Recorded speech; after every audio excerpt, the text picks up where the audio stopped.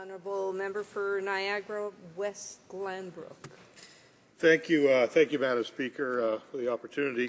It's certainly a great pleasure for me to rise in the House today to talk about Canada-Panama's free trade agreement. Today I'd like to spend a few minutes talking about how this agreement fits into our government's broader economic plan. And I think one of the things we always need to keep in context is that free trade agreements, while they're important, fit into a much larger plan of what our government is trying to accomplish. Certainly we've been working on a number of free trade deals. I'll touch on that in a little bit. But I also want to comment on the fact that we continue to lower corporate taxes, or we have to one of the lowest levels in the G7, G8 countries. And I think that's important as we look at trying to attract other investments and corporations for jobs. Other things we're doing is we continue to work on deals with the U.S. to try and get goods and services flowing quicker at the borders. A historic deal just announced this week. The Prime Minister was able to get a deal in Windsor, which is hugely important in trying to get our goods and services across the U.S., which is our largest trading partner. We continue to invest in research and development. We realize that the new jobs are going to come as we are able to commercialize technology. And so that's why we continue to spend money on research and development and make sure that we're getting the best bang for the buck. And then finally, we have been trying to reduce red tape. We had a red tape commission where we look at trying to talk to business owners and business people across the country, trying to figure out how we could reduce irritants so that Canada really does become a very friendly place to do business. It already does a great job. I think that's one of the differences between us and some of the other parties in this House. We realize that what we need to do is to continue to find ways to sell our goods and services around the world. 60% of our GDP depends strictly on trade. With a population between 30 and 35 million people, there's no way that we could consume all our goods. And so what we do need to do is continue to expand those markets. And that's why I appreciate the opportunity to talk a bit more about this Panama Free Trade deal. And we do understand the importance and benefits of trade. As I mentioned before, we're an export-driven economy. We need open borders. With 1 in 5 Canadian jobs dependent on international trade, bilateral and regional trade agreements are essential to bringing continued prosperity to Canadians. And that's why deepening Canada's trading relationships is rapidly growing in markets around the world, such as Panama, is an important part of this government's pro-trade plan for jobs, growth, and long-term prosperity. With a GDP of over $30 billion and a GDP per capita of over $10,000, Panama is among the fastest-growing and best-managed countries in Latin America. In fact, the Latin Business Chronicles predicted that Panama will be the fastest-growing economy in Latin America in the 5-year period from 2010 to 2014, matching Brazil's rate of growth of 10%. Like most countries in the region, however, Panama is feeling the impact of the global financial crisis, which threatens to undermine the social gains made in the past few years. That said, the expansion project of the Panama Canal, combined with the conclusion of a free trade agreement with the United States, is expected to boost and extend economic expansion for some time. As a former member of the Standing Committee on International Trade, I had the pleasure of visiting Panama in 2008 with my committee colleagues. And I just want to mention, since Lee Richardson, who was the chair of the committee at the time, is no longer in the House, it was a pleasure traveling with Lee to Panama, and he did a great job leading the delegation, and certainly a colleague that we are going to miss in the House, and I want to wish him all the best as he starts his work in Alberta. While there, we had a chance to visit the Panama Canal. And you know, Madam Speaker, you really can't appreciate the sheer scale of this 97-year-old architectural marvel until you get to witness it in person. The Panama Canal is an 82-kilometer ship canal that connects the Atlantic Ocean to the Pacific via the Caribbean Sea, and is one of the largest and most difficult engineering projects ever undertaken. The Panama Canal's shortcut allows for shorter, faster, safer access to North American West Coast, allowing those places, including Canada, to become more integrated with the world economy. Madam Speaker, the Panama Canal has an annual traffic of over 14,000 trips, carrying about 300 million tons of goods annually, raising close to $2 billion in revenue for the Panamanian government. The Panama Canal expansion project, which is currently underway, will double the capacity of the Panama Canal, allowing more and larger ships to transit. New components included in the construction of the two lock complexes, the excavation of new access channels to new locks, the widening and the deepening of the navigation channels. The project is expected to be completed in 2014.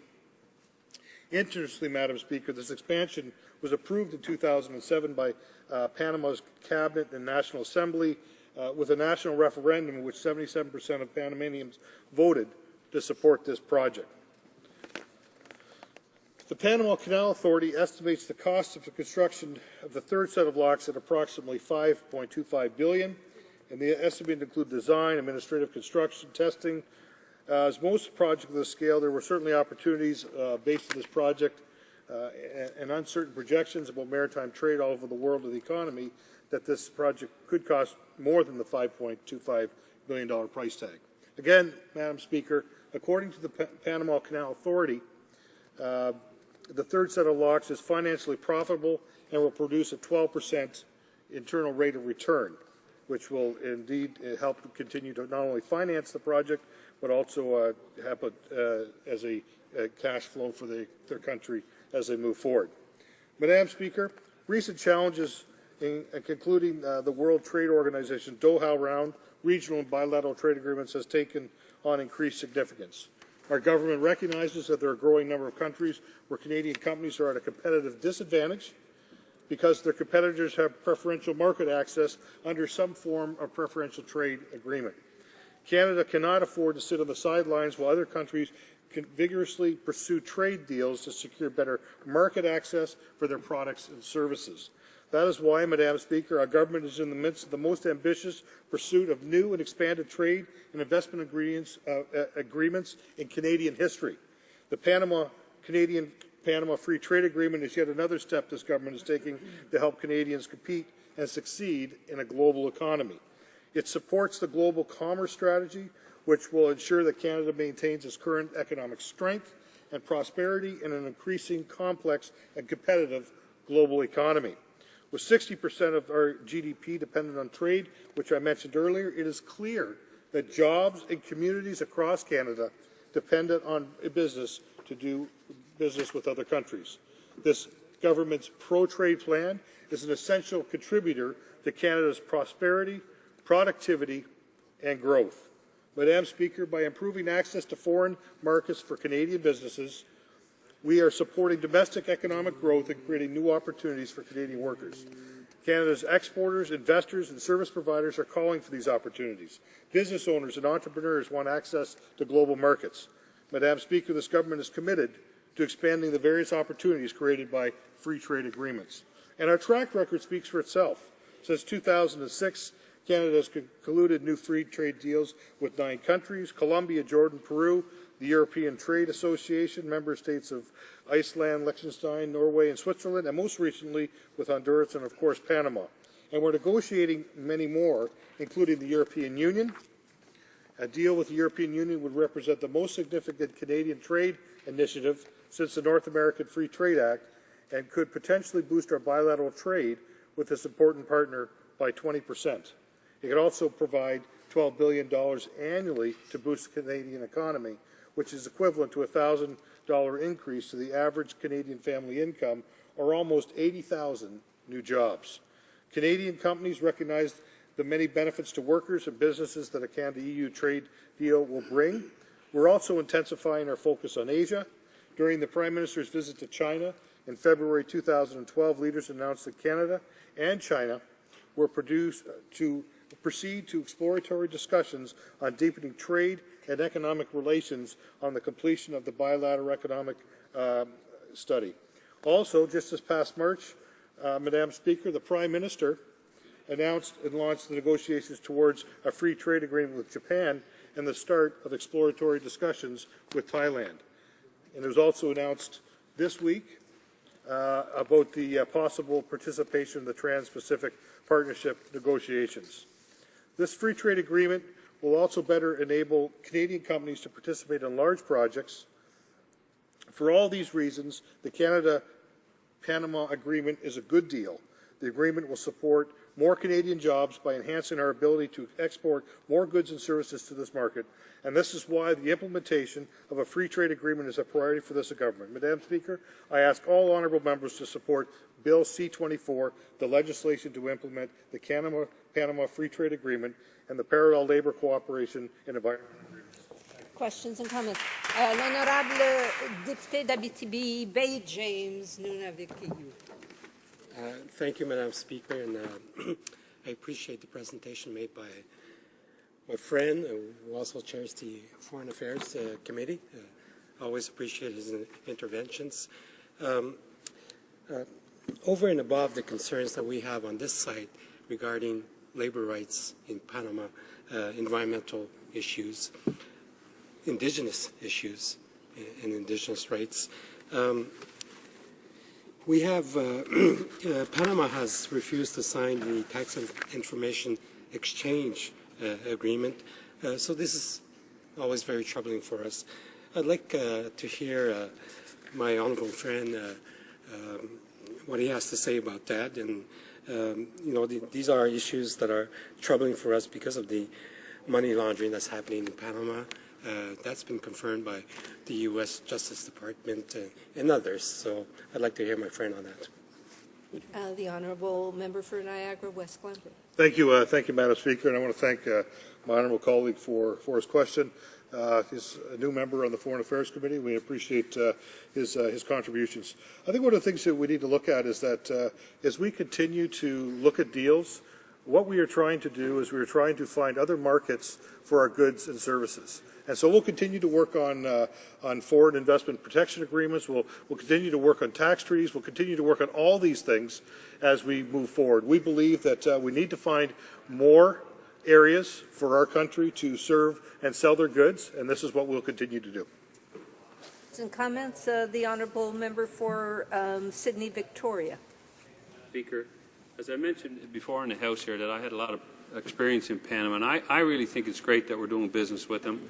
There's so much opportunity. But there is still a concern, and we've seen it last night on TV, about the environmental degradation that could happen. It's such an important area, not only for trade, but Panama is a flight path for many of our birds that go down there, and the rainforest is protected. So my question is to the chairman of the Foreign Affairs Committee. When we did the Colombian deal, there was some environmental clauses in there.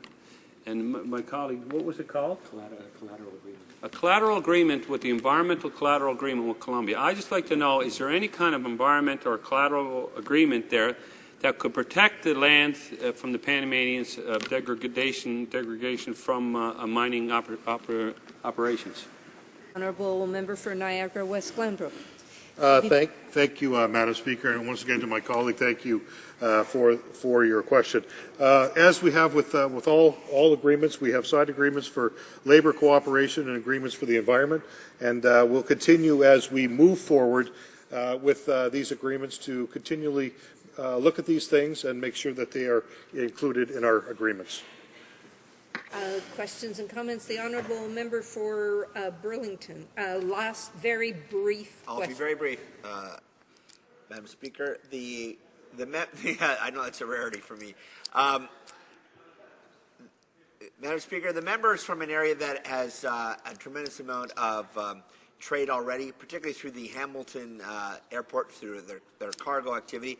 What would this trade deal potentially do for his own riding and the Hamilton airport as a cargo hub?